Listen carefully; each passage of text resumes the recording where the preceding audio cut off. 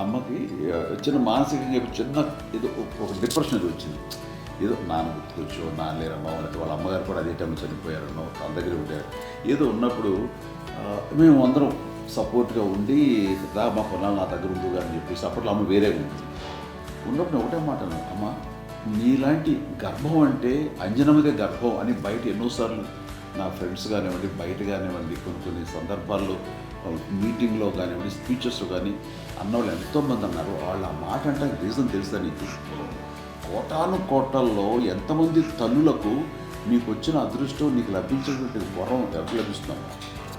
బిడ్డలు ఎంతోమంది చేత కొనియాడబడుతున్నారు, ఎంతోమందికి సహాయపడుతూ ఆ రకంగా వాళ్ళందరి యొక్క ఆశీస్సులు పొందుతున్నారు. అంటే ఎంతోమందికి నిరంతరం హెల్ప్ చేస్తూ వాళ్ళ ఎదురు చూసుకుంటారు.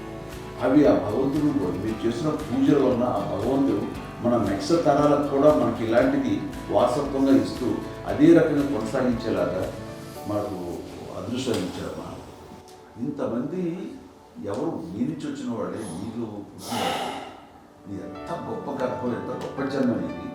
వాటికి నువ్వు ఇలా అవ్వబెట్టి ఎంతసేపు ఇది హై లెవెల్లో ఉండాలి ఫీలింగ్స్గా నువ్వు కానీ. అంతే నువ్వు వీళ్ళలాగా కుంగిపోవడం ఏంటమ్మా అని చెప్పినప్పుడు ఇది నీది కాదు, నాది కాదు, నువ్వు నమ్ముకున్న భగవంతుడు నీకు ఇచ్చింది అనుకుంటావు కదా. నువ్వు ఆ భగవంతుడికి కృతజ్ఞత తీర్చుకోలేక ప్రతిరోజు ఆయన ధ్యానించు, ఆయన పూజలో ఉండు, నీకు ఆయనే ధైర్యం ఇస్తాడు. అంతేగాని నువ్వు నెగిటివ్ సైడ్ ఆలోచించకమ్మా. మా అందరికీ పాజిటివ్నెస్ ప్రివేల్ చేసిన దానివి, ఇచ్చిన దానివి, అందించిన దానివి.